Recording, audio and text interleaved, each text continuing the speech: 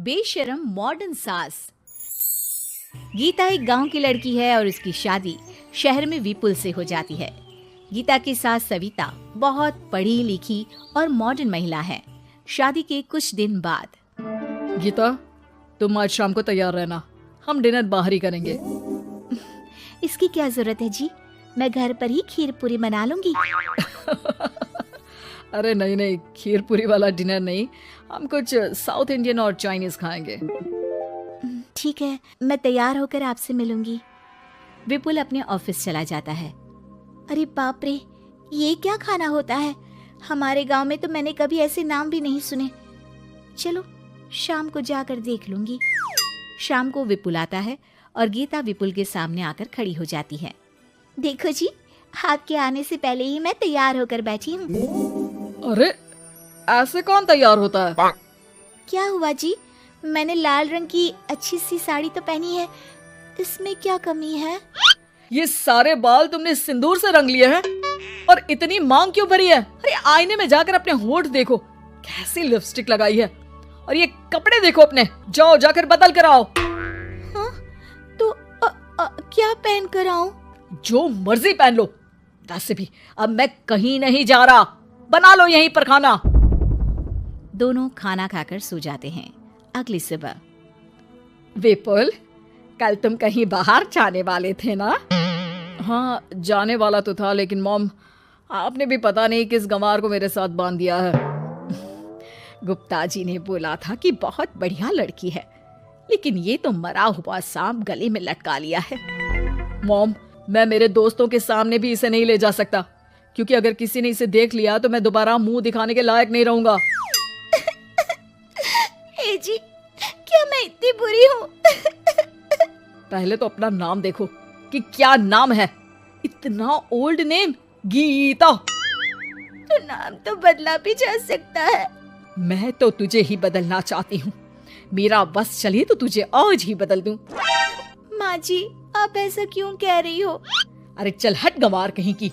खबरदार अगर मुझे माँ जी कहा तो। अभी तो मैं इतनी हॉट और जवान हूँ और तूने मुझे बुढ़िया बना दिया। माँ, मैं तो ऑफिस जा रहा हूँ, थक गया इससे। विपुल ऑफिस चला जाता है और सविता शाम को अपने कुछ कपड़े गीता को देती है। गीता, आज तुम्हें आखिरी मौका दिया जा रहा है। अगर तुमने कोई गड़बड़ की तो मैं तुम्हें घर से निकाल दूंगी। ये कपड़े पहनकर बाहर आ जाओ। ये तो जींस है माँ जी। हाँ तो क्या हुआ, पहन ले।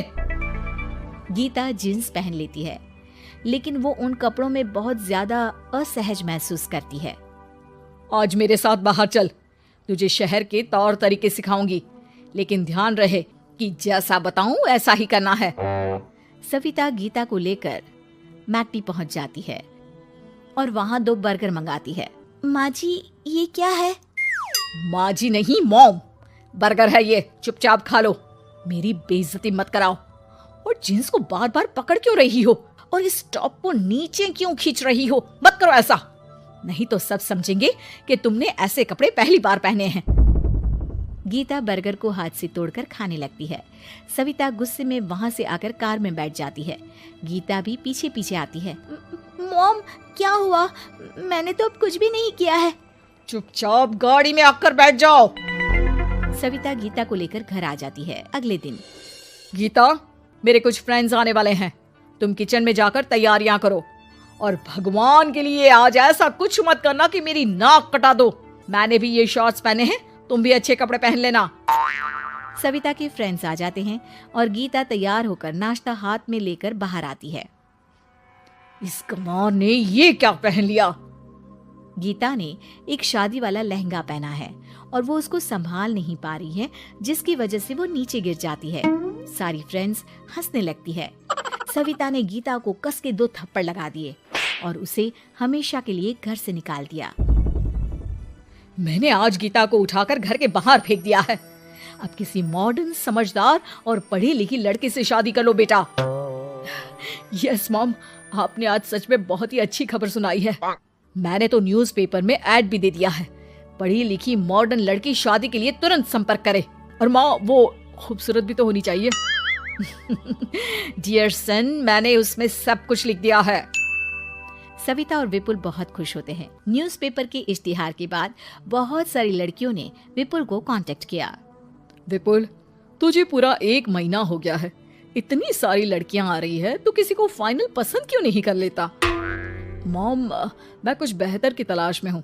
वैसे आप फिक्र ना करो, आज भी एक लड़की मुझसे मिलने आने वाली है। अगर पसंद आ गई तो मैं उसे घर ले आऊंगा। विपुल लड़की से मिलने चला जाता है। कैफे में विपुल जाकर बैठ जाता है और देखता है कि बहुत ही खूबसूरत लड़की नैना सामने से आ रही है। हेलो। हाय, माई सेल्फ नैना। दोनों खूब सारी बातें करते हैं और विपुल को नैना पसंद आ जाती है। वो उसे घर लेकर आ जाता है। मॉम, जल्दी बाहर आओ। देखो तो, मैं तुम्हारे लिए एक मॉडर्न बहू ले आया हूँ, जो बहू कम आपकी फ्रेंड ज्यादा रहेगी। अरे वाह, तो फाइनली तुझे लड़की पसंद आ ही गई। हाँ मॉम, पसंद क्यों नहीं आती? पढ़ी लिखी है, मॉडर्न है, बाहर घूमने में परफेक्ट है और ड्रेसअप का सलीका भी पता है उसे। तो फिर शादी की तैयारियां शुरू की जाए। ओहो मॉम, मुझे वो सब नहीं करना है। बैंड बाजे एंड ऑल। कोर्ट में चलकर कोर्ट मैरिज कर लेते हैं ना। ठीक है डियर, मुझे कोई प्रॉब्लम नहीं है। सविता कोर्ट में ले जाकर विपुल और नैना की शादी करा देती है। शादी के कुछ दिन बाद मैं तो बहुत खुश हूँ। मेरे सारे फ्रेंड बहुत तारीफ करते हैं कि वाइफ बहुत ज्यादा मॉडर्न है। ऐसा लगता है जैसे फॉरेन से आई हो। सिर्फ ये मॉडर्न है, लेकिन इससे कुछ भी काम नहीं आता बेटा। घर का सारा काम मैं करती हूँ, खाना भी मैं बनाती हूँ। ये तो बस मेकअप में ही लगी रहती है। मॉम, आप मेरी नैना के लिए कुछ भी मत बोलिए। अगर उसे खाना बनाना नहीं आता तो क्या हुआ, फोन चलाना तो आता है। वो स्विगी जोमेटो से खाना ऑर्डर करके भी तो मंगा सकती है। अभी तो बहू को आए 4 दिन भी नहीं हुए हैं और तू है कि उस माता जी के गुणगान गा रहा है, जैसे कि मैं तो कुछ हूं ही नहीं। तभी नैना वहां आ जाती है। मुझे आज अपने घर जाना है। तो मैं तुम्हारे साथ चलूं क्या? नहीं, मैं खुद कार लेकर चली जाऊंगी। नैना बेटा, मैं सोच रही थी कि हम भी तुम्हारे पेरेंट्स से मिल लेते हैं, क्योंकि आज तक हम मिले ही नहीं हैं। मॉम, मेरे पेरेंट्स से तो आप पहले ही मिल चुके हो। हम कब मिले? मैं गीता हूँ। क्या? क्या? तुम गीता कैसे हो सकती हो? जब माँ ने मुझे इस घर से बाहर निकाल दिया था, तो मैंने अपनी सारी सेविंग्स को खुद की लर्निंग और मेकओवर पर खर्च कर दी और वापस इस घर में आ गई। आज मेरी आंखें शर्म से झुक रही है। मुझे माफ कर दो। मुझे तुम्हारे साथ वो व्यवहार नहीं करना चाहिए था। मुझे भी माफ कर दो बेटा। सविता और विपुल अपनी गलती को सुधार लेते हैं और अब गीता को बहुत अच्छे से रखते हैं।